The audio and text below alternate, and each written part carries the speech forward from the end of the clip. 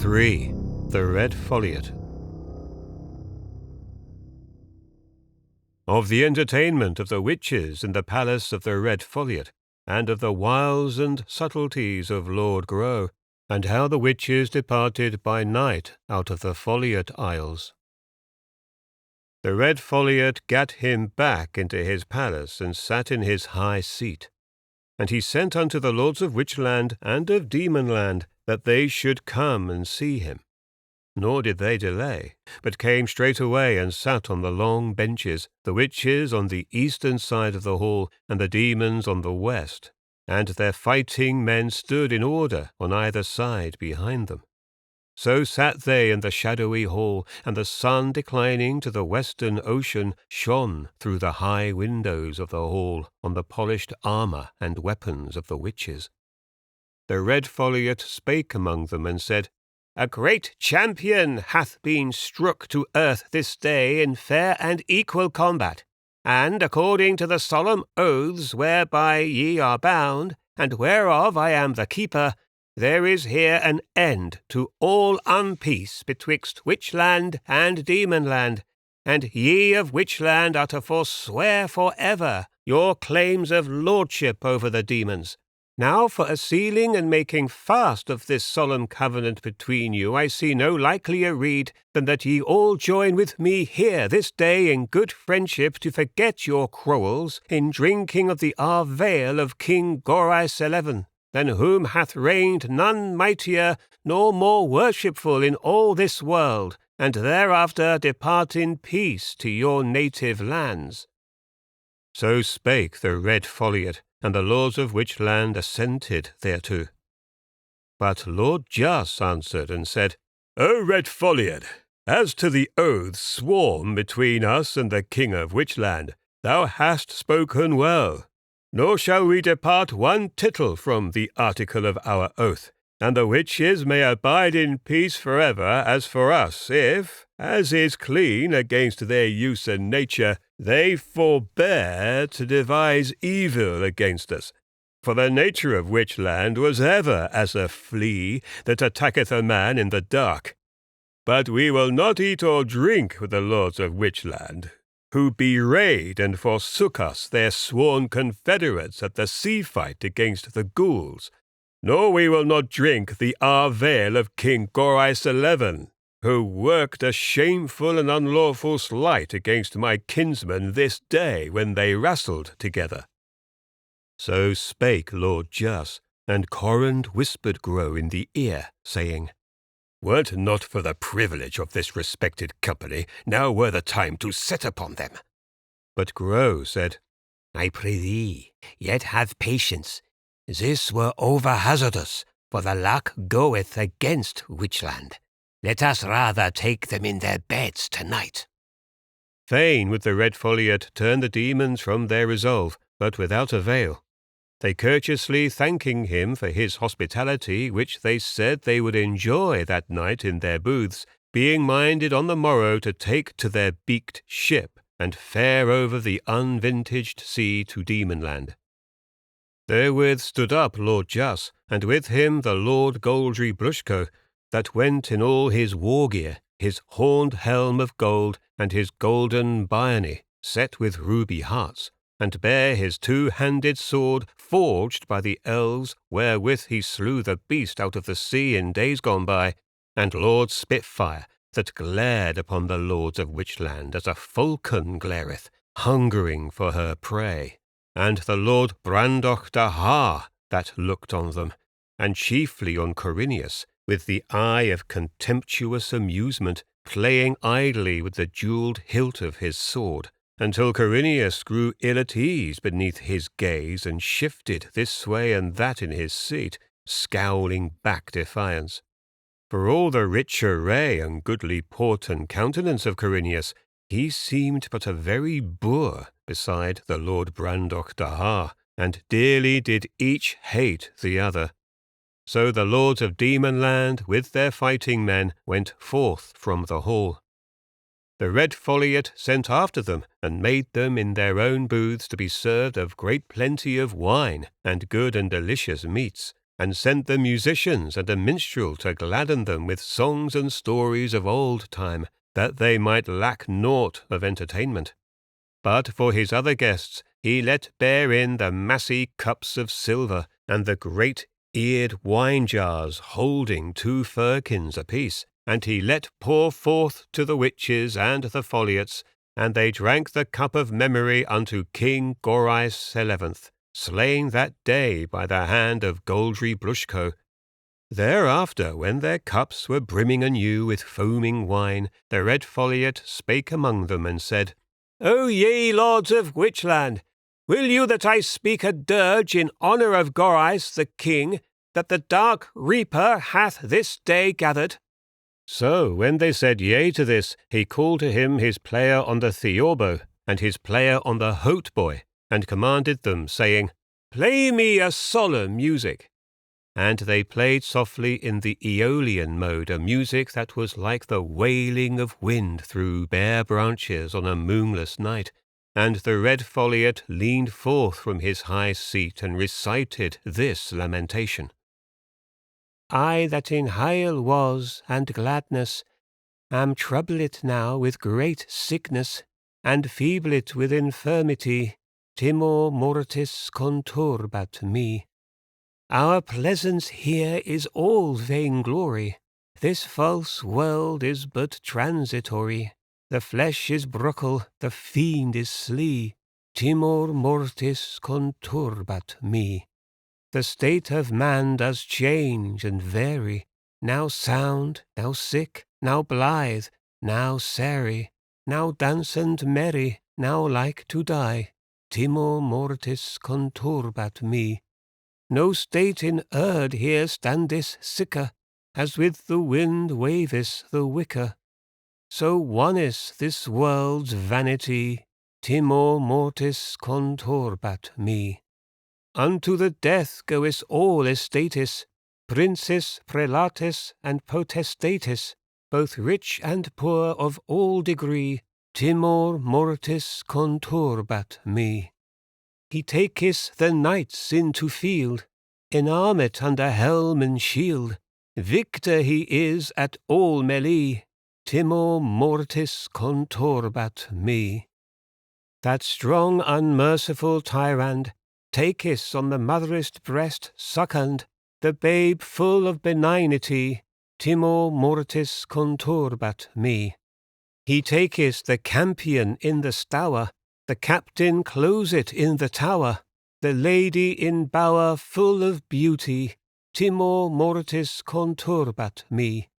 He spareth no lord for his puissance, na clerk for his intelligence. His awful strike may no man flee, timor mortis conturbat me. Art magicianis and astrologis, rhetoris, logicianis, theologis, them helpeth no conclusionistly, timor mortis conturbat me. In medicine the most practitionis, leeches, surgeons, and physicians, themself from death may nocht supply, timor mortis conturbat me.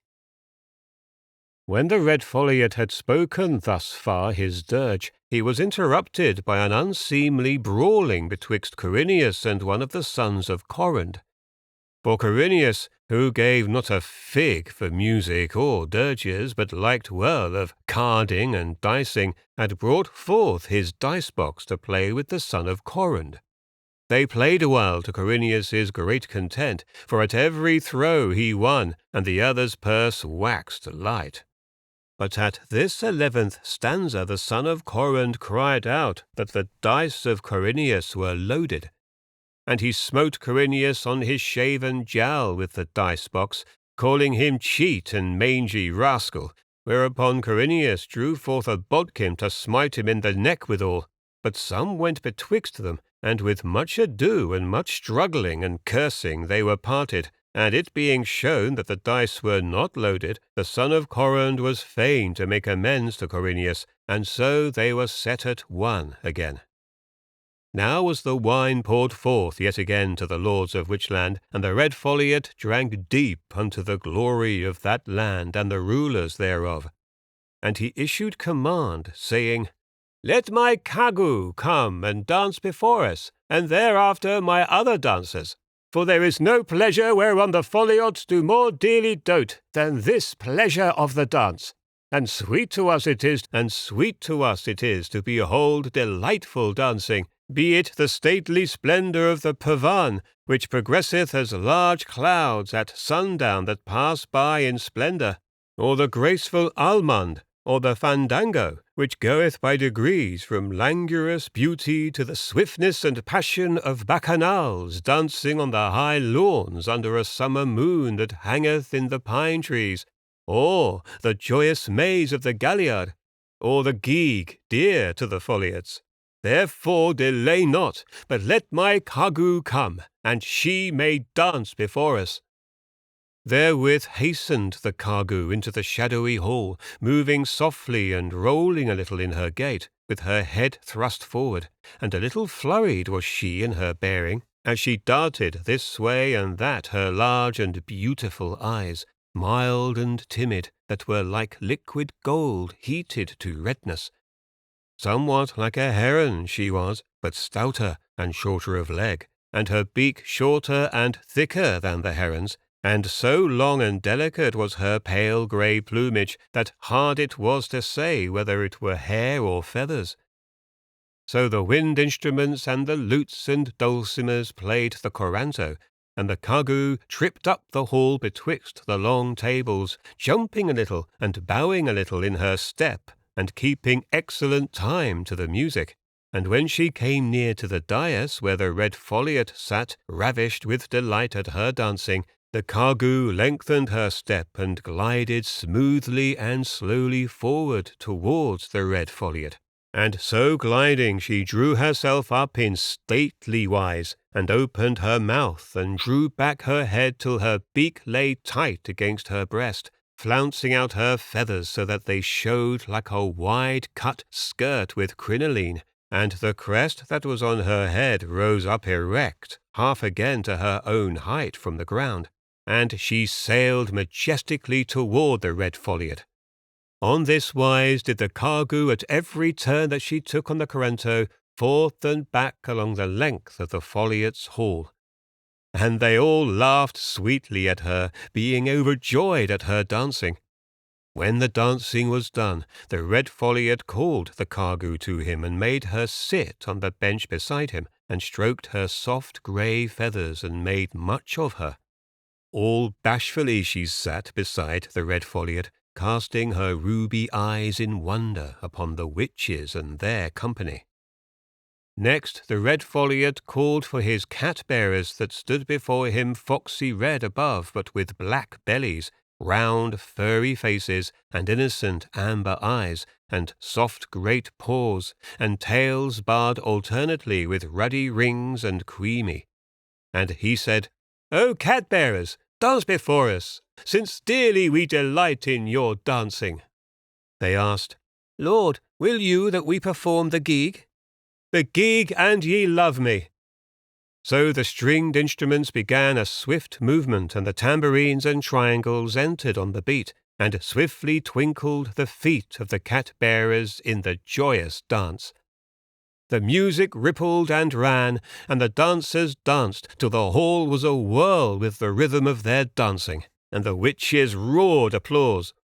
On a sudden the music ceased, and the dancers were still, and standing side by side, paw in furry paw, they bowed shyly to the company, and the Red Foliot called them to him and kissed them on the mouth and sent them to their seats, that they might rest and view the dances that were to follow. Next the Red Foliot called for his white peacocks, coloured like moonlight, that they might lead the pavan before the lords of Witchland. In glorious wise did they spread their tails for the stately dance, and a fair and lovely sight it was to see their grace and the grandeur of their carriage as they moved to the music chaste and noble. With them were joined the golden pheasants, who spread wide their collars of gold, and the silver pheasants, and the peacock pheasants, and the estridges, and the bustards, putting it in pomp, pointing the toes, and bowing and retiring in due time to the solemn strains of the pavan.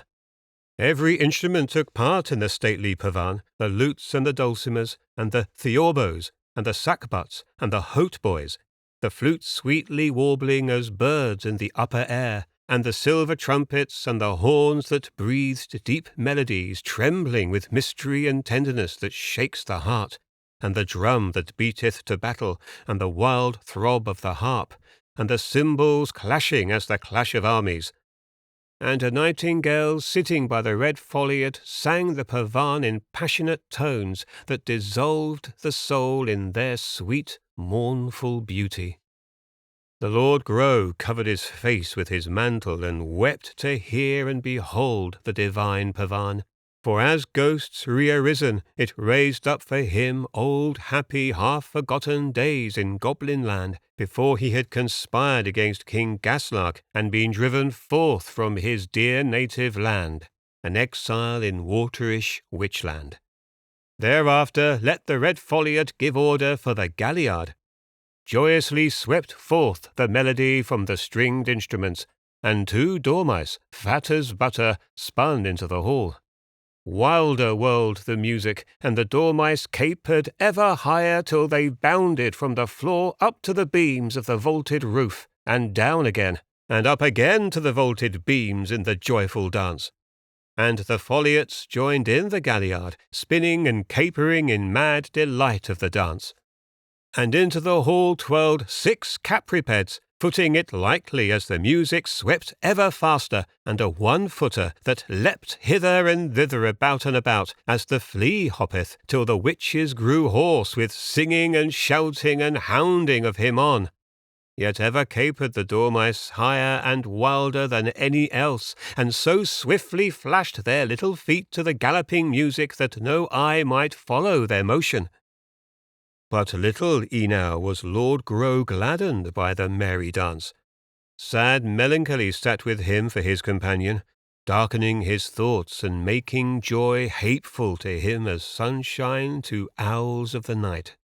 So that he was well pleased to mark the Red Foliot go softly from his seat on the dais, and forth from the hall by a door behind the arras, and seeing this, himself departed softly amid the full tide of the galliard, forth of that hall of swift movement and gleeful laughter, forth into the quiet evening, where above the smooth downs the wind was lulled to sleep in the vast silent spaces of the sky, and the west was a bower of orange light fading to purple and unfathomable blue in the upper heaven, and naught seen, save a flight of wildfowl flying against the sunset. In this quietness, Grow walked westward above the combe until he came to the land's edge and stood on the lip of a chalk cliff falling to the sea, and was ware of the Red Foliot, alone on that high western cliff, gazing in a study at the dying colours in the west.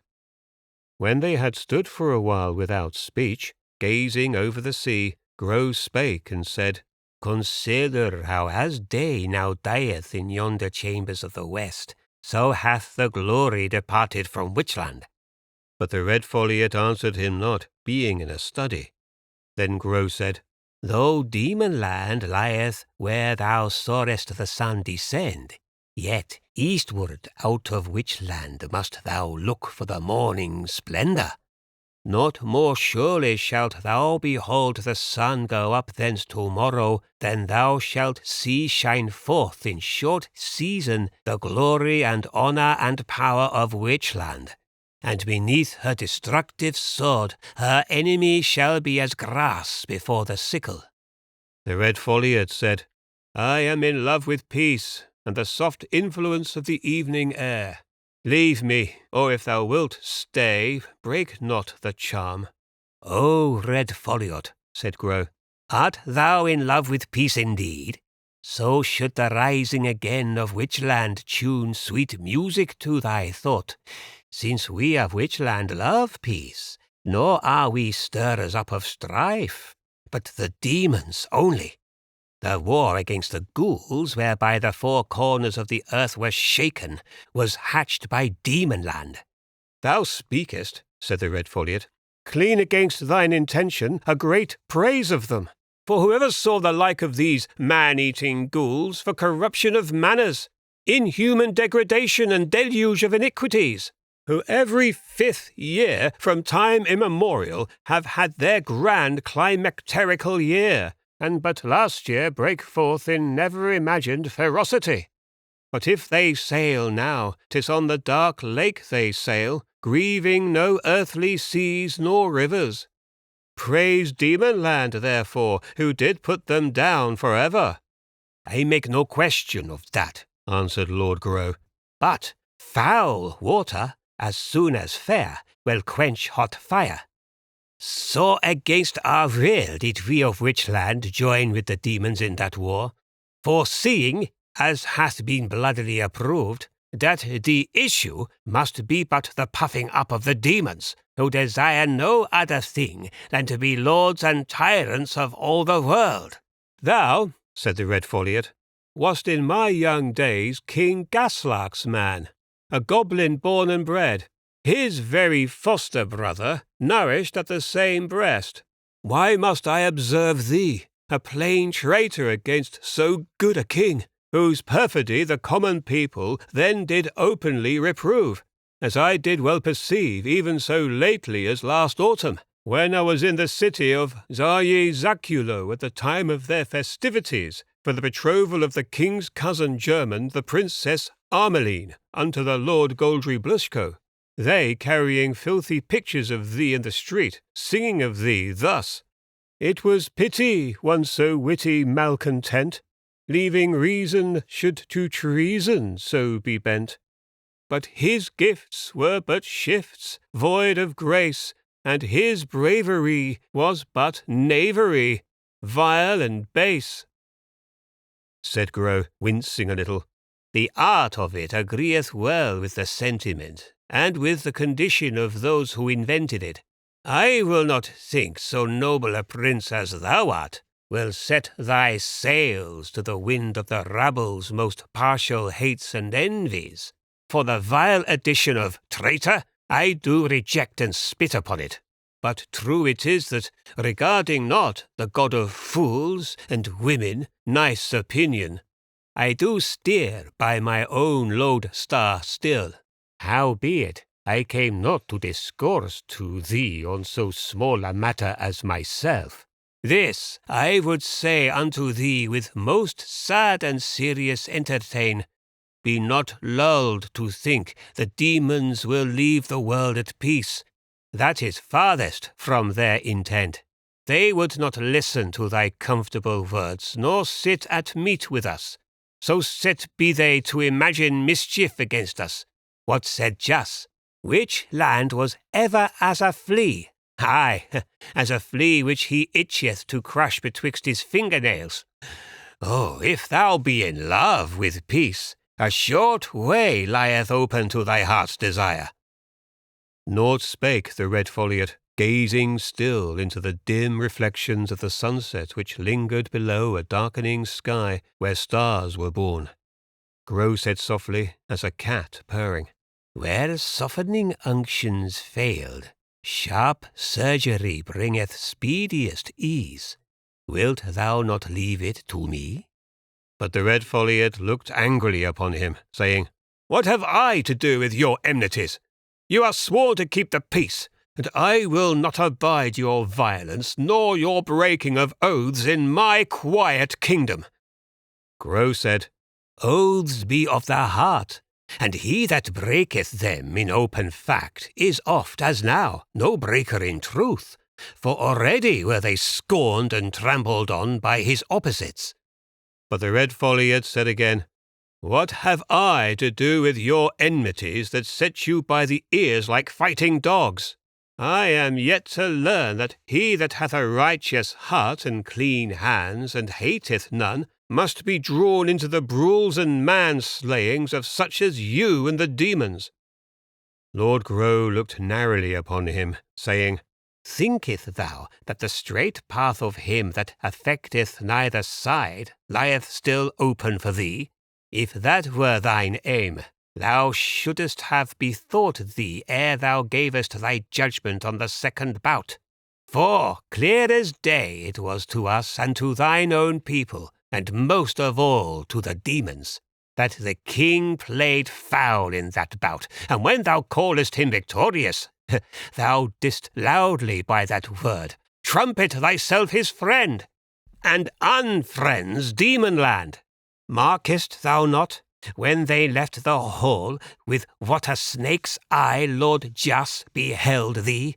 Not with us only, but with thee he refused to eat and drink, that so his superstitious scruples may be unhurt when he proceeds to thy destruction. For on this are they determined.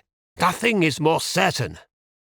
The Red Foliot sank his chin upon his breast, and stood silent for a space.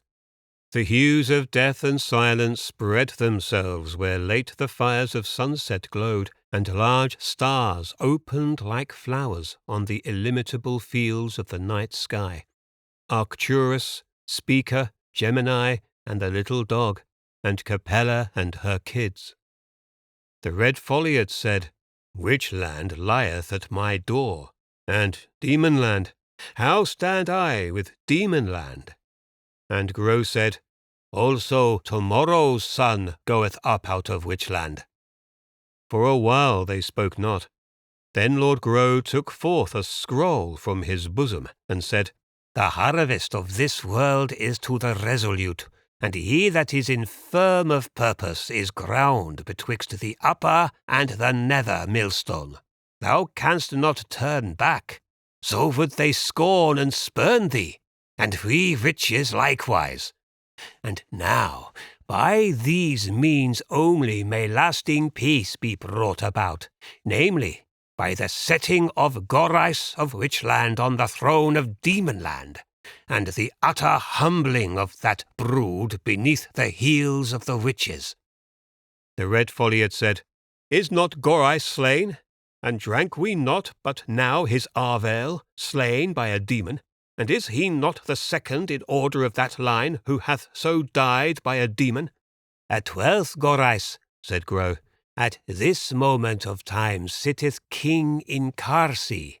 O Red Foliot, know thou that I am a reader of the planets of the night and of those hidden powers that work out the web of destiny, whereby I know that this 12th king of the house of Gorais in Carsey shall be a most crafty warlock, full of guiles and wiles, who by the might of his egromancy and the sword of Witchland shall exceed all earthly powers that be, and ineluctable as the levin bolt of heaven goeth out his wrath against his enemies. So saying, Grow stooped and took a glowworm from the grass, saying kindly to it, Sweeting, thy lamp for a moment, and breathed upon it, and held it to the parchment, saying, Sign now thy royal name to these articles, which require thee not at all to go to war, but only, in case war shall arise, to be of our party, and against these demons that do privily pursue thy life. But the Red Foliot said, Wherein am I certified that thou speakest not a lie? Then took Grow a writing from his purse, and showed thereon a seal, like the seal of Lord Jas, and there was written, Unto Vol all love and trust, and fail not whenas thou sailest upon Witchland to cast off 3 or 4 ships for the Foliot Isles to put down those and bren the Red Foliot in his house. For if we get not the life of these worms chirted out of them, the shame will stick on us forever. And Grow said, My servants stole this from them while they spoke with thee in thine hall tonight. Which the Red Foliot believed, and took from his belt his ink horn and his pen, and signed his royal name to the articles of the treaty proposed to him. Therewith Lord Grow put up the parchment in his bosom and said, Swift surgery. Needs must that we take them in their beds tonight. So shall tomorrow's dawn bring glory and triumph to Witchland, now fixed in an eclipse, and to the whole world peace and soft contentment. But the Red Foliot answered him, My Lord Grow, I have signed these articles, and thereby stand I bound in enmity to Demonland. But I will not bewray my guests that have eaten my salt, be they never so deeply pledged mine enemies. Be it known to thee, I have set guards on your booths this night, and on the booths of them of Demonland, that no unpeaceful deeds may be done betwixt you. This which I have done, by this I will stand, and ye shall both depart tomorrow in peace, even as ye came. Because I am your friend and sworn to your party, I and my Foliots will be on your side when war is between Witchland and Demonland, but I will not suffer night-slayings nor murders in my isles. Now with these words of the Red Foliot, Lord Grow was as one that walketh along a flowery path to his rest, and in the last steps a gulf yawneth suddenly athwart the path, and he standeth agape and disappointed at the hither side. Yet in his subtlety he made no sign, but straight replied, Righteously hast thou decreed, and wisely, O Red Foliot, for it was truly said, Let worthy minds ne'er stagger in distrust, to suffer death or shame for what is just. And that which we sow in darkness must unfold in the open light of day, lest it be found withered in the very hour of maturity. Nor would I have urged thee otherwise, but that I do thoroughly fear these demons, and all my mind was to take their plotting in reverse. Do then one thing only for us. If we set sail homeward and they on our heels, they will fall upon us at a disadvantage, for they have the swifter ship. Or, if they get to sea before us, they will lie in wait for us on the high seas. Suffer us then to sail tonight, and do thou on some pretext delay them here for 3 days only, that we may get us home, or ever they leave the Foliot Isles. I will not gainsay thee in this, answered the Red Foliot, for here is naught but what is fair and just, and lieth with mine honour. I will come to your booths at midnight, and bring you down to your ship. When Grow came to the witches' booths, he found them guarded, even as the Red Foliot had said, and the booths of them of Demonland in like manner. So went he into the royal booth, where the king lay in state on a bier of spear shafts, robed in his kingly robes over his armour that was painted black and inlaid with gold, and the crown of Witchland on his head. 2 candles burned at the head of King Gorais, and 2 at his feet, and the night wind blowing through the crannies of the booth made them flare and flicker, so that shadows danced unceasingly on the wall and roof and floor. On the benches round the walls sat the lords of Witchland, sullen of countenance, for the wine was dead in them. Balefully they eyed Lord Grow at his coming in, and Corineus sate upright in his seat, and said, Here is the goblin father, and fosterer of our misfortunes. Come, let us slay him. Grow stood among them with his head erect, and hailed Corineus with his eye, saying, We of Witchland are not run lunatic, my lord Corineus, that we should do this gladness to the demons, to bite at each other's throat like wolves. Methink if Witchland be the land of my adoption only, yet have I not done least among you to ward off sheer destruction from her in this pass we stand in. If ye have aught against me, let me hear it and answer it. Corineus laughed a bitter laugh. Hearken to the fool! Are we babies and milksops, thinkest thou? And is it not clear as day thou stoodest in the way of our falling on the demons, when we might have done so? urging what silly counsels I know not, in favour of doing it by night. And now is night come, and we close prisoned in our booths, and no chance to come at them, unless we would bring an hornet's nest of foliots about our ears, and give warning of our intent to the demons and every living soul in this island. And all this has come about since thy slinking off and plotting with the Red Foliot.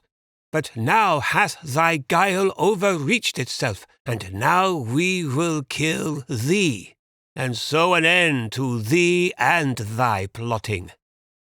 With that, Corineus sprang up and drew his sword, and the other witches with him.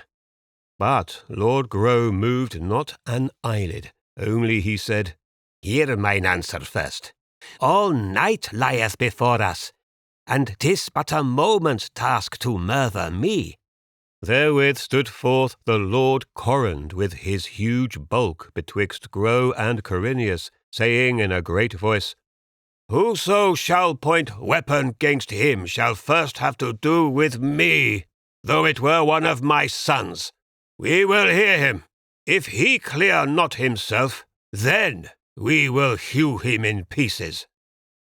They sat down, muttering, and Grow spake and said, "First, behold this parchment, which is the articles of a solemn covenant and alliance. And behold where the Red Foliot hath set his sign manual hereto. True, his is a country of no might in arms, and we might tread him down and near feel the leaving stick to our boot, and little avail can their weak help be unto us in the day of battle. But there is in these isles a meetly good road and riding place for ships, which if our enemies should occupy, their fleet were most aptly placed to do us all the ill imaginable. Is then this treaty a light benefit where now we stand? Next, know that when I counselled you to take the demons in their beds, stead of fall upon them in the Foliot's hall, I did so being advertised that the Red Foliot had commanded his soldiers to turn against us, or against the demons, whichever first should draw sword upon the other. And when I went forth from the hall, it was, as Corineus hath so deeply divined, to plot with the Red Foliot. But the aim of my plotting I have shown you on these articles of alliance. And indeed, had I, as Corineus vilely accuseth me, practised with the Red Foliot against Witchland, I had hardly been so simple as return into the mouth of destruction when I might have bided safely in his palace." Now when Grow perceived that the anger of the witches against him was appeased by his defence, wherein he spake cunningly both true words and lies, he spake again among them, saying, "Little gain have I of all my pains and thoughts expended by me for Witchland, and better it were for Witchland if my counsel were better heeded. Corrand knoweth how, to mine own peril, I counselled the king to wrestle no more after the first bout, and if he had ta'en my rede, rather than suspect me and threaten me with death, we should not be now to bear him home dead to the royal catacombs in Carsey." Corrand said, "Truly hath thou spoken." "In one thing only have I failed," said Grow, "and it can shortly be amended. The Red Foliot, albeit of our party, will not be one to attack the demons by fraud, nor will he suffer us smite them in these isles. Some fond, simple scruples hang like cobwebs in his mind, and he is stubborn as touching this. But I have prevailed upon him to make them tarry here for 3 days' space, while we put to sea this very night, telling him, which he most innocently believeth, that we fear the demons, and would flee home ere they be let loose to take us at a disadvantage on the high seas. And home we will indeed, ere they set sail, yet not for fear of them, but rather that we may devise a deadly blow against them, or ever they win home to Demonland." "What blow, goblin?" said Corineus. And Grow answered and said, "One that I will devise upon with our lord the king, Gorais 12, who now awaiteth us in Carsey. And I will not blab it to a wine-bibber and a dicer who hath but now drawn sword against a true lover of Witchland." Whereupon Corineus leapt up in mickle wrath to thrust his sword into Grow, but Corrand and his sons restrained him. In due time the stars revolved to midnight, and the Red Foliot came secretly with his guards to the witches' booths. The lords of Witchland took their weapons, and the men-at-arms bare the goods, and the king went in the midst on his bier of spear-shafts. So went they, picking their way in the moonless night, round the palace and down the winding path that led to the bed of the combe, and so by the stream westward toward the sea. Here they deemed it safe to light a torch to show them the way. Desolate and bleak showed the sides of the combe in the wind-blown flare, and the flare was thrown back from the jewels of the royal crown of Witchland, and from the armoured buskins on the king's feet, showing stark with toes pointing upward from below his bear-skin mantle, and from the armour and the weapons of them that bare him and walked beside him, and from the black, cold surface of the little river hurrying forever over its bed of boulders to the sea. The path was rugged and stony, and they fared slowly, lest they should stumble and drop the king,